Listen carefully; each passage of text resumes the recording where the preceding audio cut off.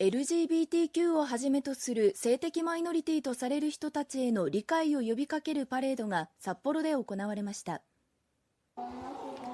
札幌レインボープライドは、同性愛や性同一障害など性的マイノリティとされる人たちへの差別を解消し、多様性を認め合う社会の実現を目指すイベントです。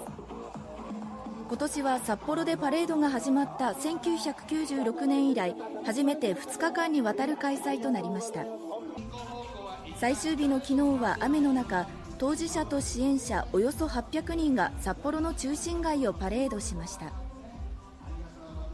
さまざまな人たちがその出会い、支え合う場所、そして時間として機能しているところが大きいんじゃないかなというふうに思います。パレードの最後には雨も止み、参加者たちが札幌の空へ虹色のシャボン玉を飛ばしました。